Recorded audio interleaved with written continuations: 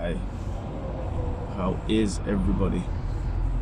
Back to driving, back to recording videos. There's a group that I'm in. I sent a message out, and I was talking about like it's been about a year since I actually had the stroke, and some of the changes that I've made, and people were really interested in some of the lifestyle choices that I was making. So I wanted to, talk about some of the things and the principles. So in terms of things that I have done to aim to improve my health. So again, the premise of this is I had a stroke and I was diagnosed with high blood pressure. Prior to that, I would have considered myself healthy. Now, although I would have considered myself healthy, I'm a Christian, so like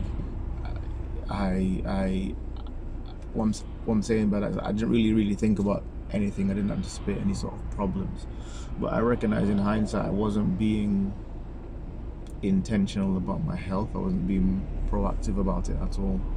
So part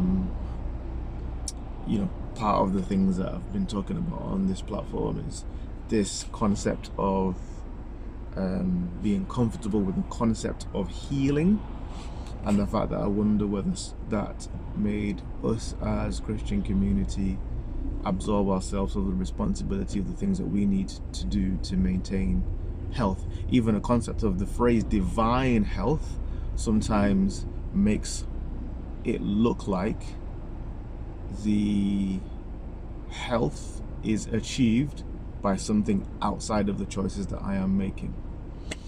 And I suppose I'm now questioning that. So what have I done? Prior to having a stroke, I'm the guy that, if I've not eaten meat for every meal, then I've not eaten. If I could have meat for breakfast, then, fantastic.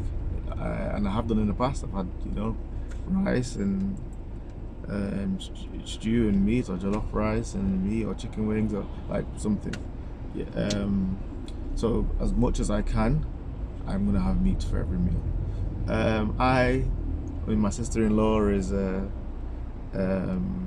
she became vegan and now she's vegetarian, and we would take the mick out of her, like, you're vegetarian, but you eat chicken, right?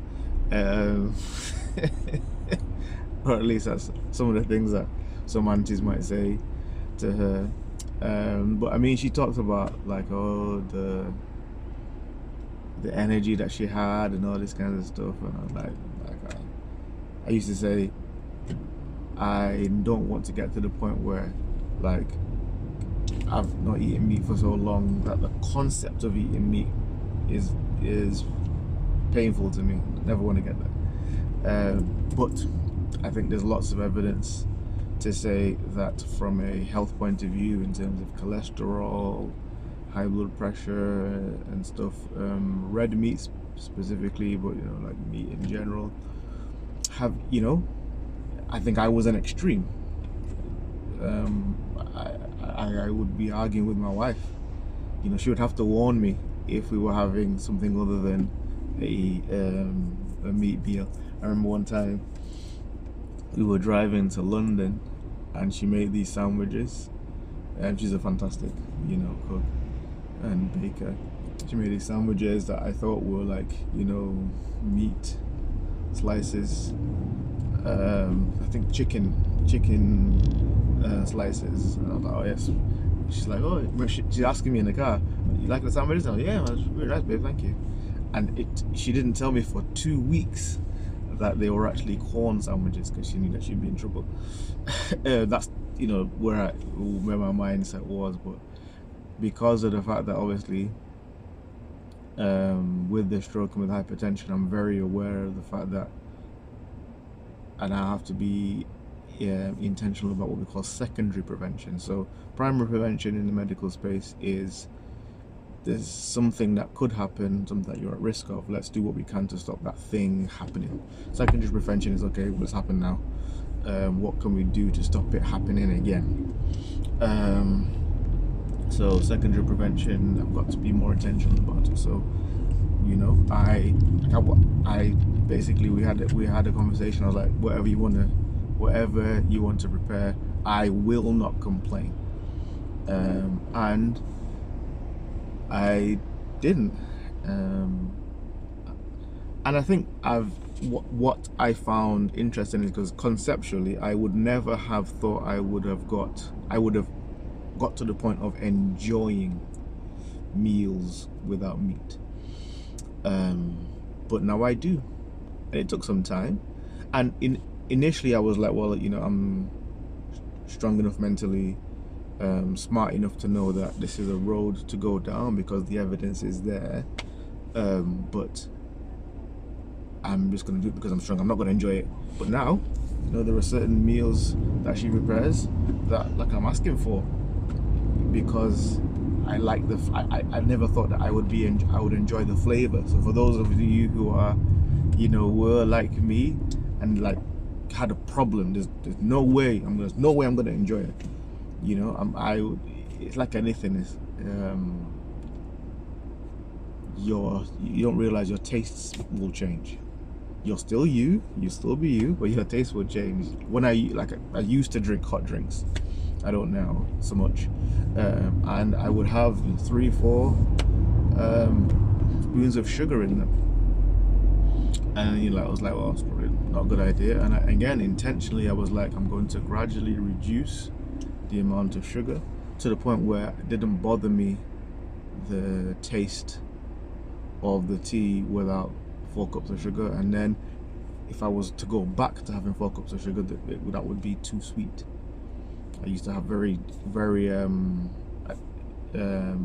this is a long time before the stroke. I used to have very sweet cordial, and now I've gotten used to the fact that I like the taste of, you know, a much more dilute cordial because I'm trying to reduce the amount of sugar. So that's definitely one thing, you know. And I think you hear this from a lot of people, but meal planning really helps.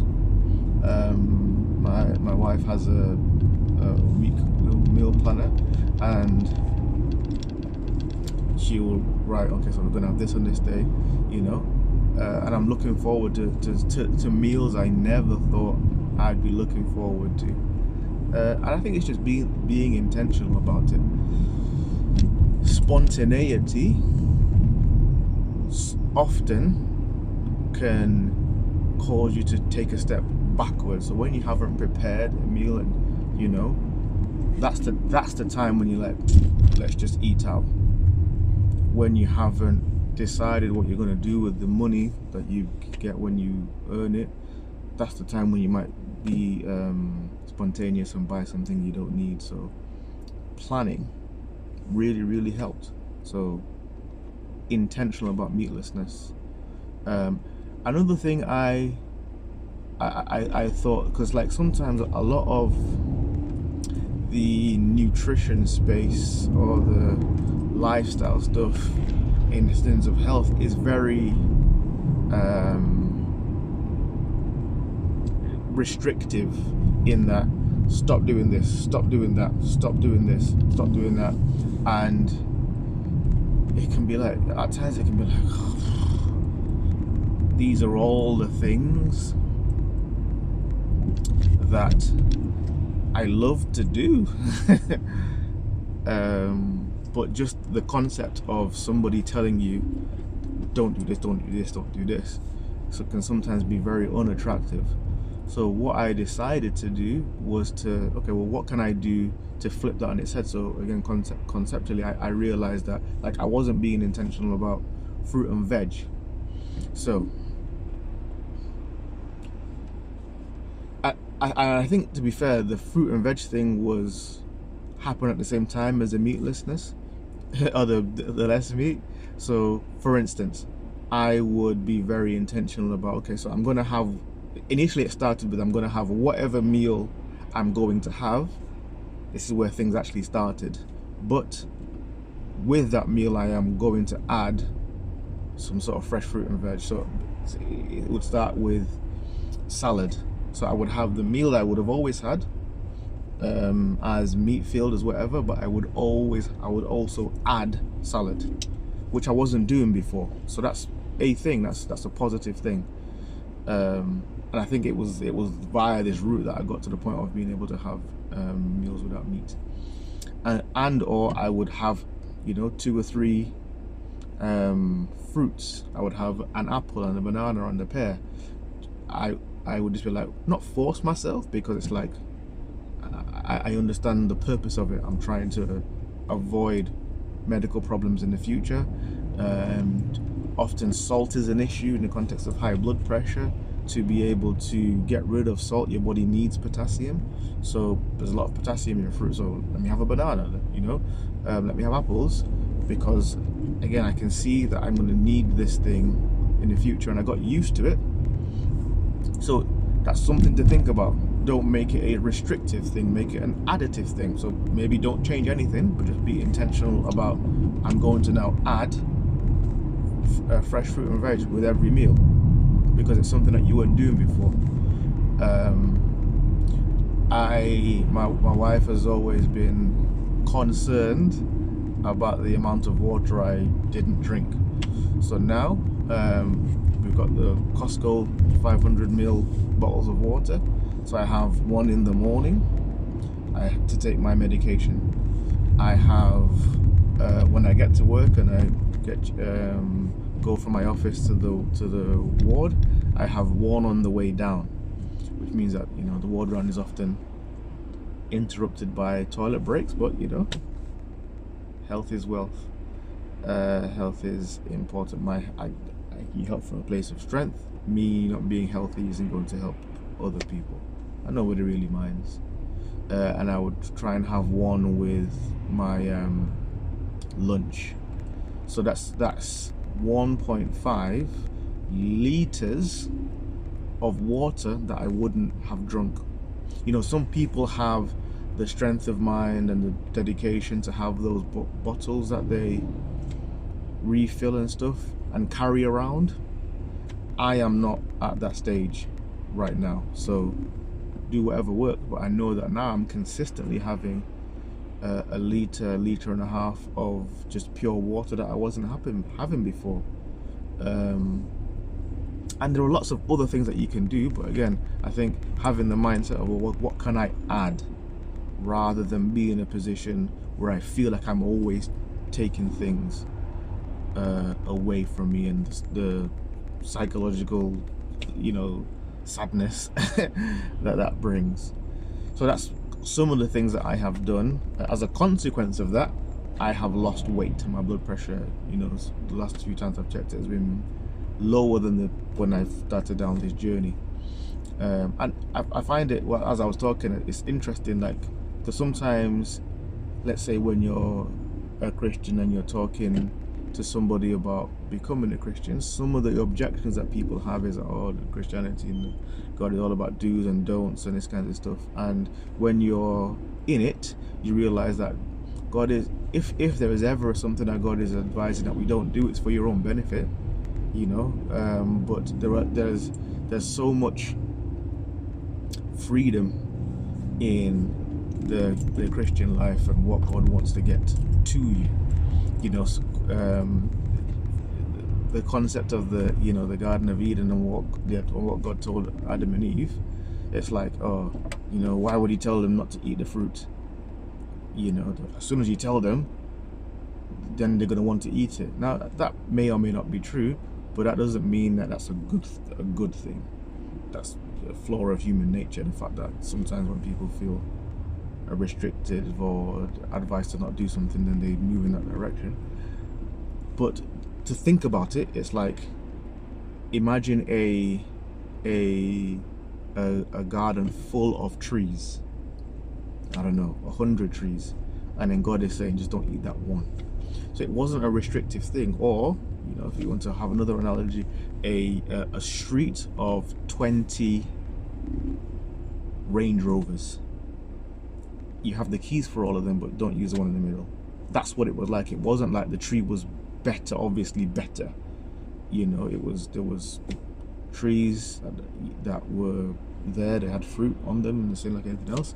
and it was just one thing that God had said, you know, please don't do. So, what am I trying to say? These are the things that I have done to be intentional about improving my health. I have added fresh fruit and veg to every meal. I have been intentional about drinking water, and I've arrived at the point where I am comfortable with meatless meals, and I also intermittently fast. So I tend not to have breakfast, and obviously I fast as well as a Christian, you know. So all these things, as a consequence of that, I'm slimmer, my blood pressure is better controlled. So what do you think about the concept of making your health journey additive rather than restrictive? Let me know.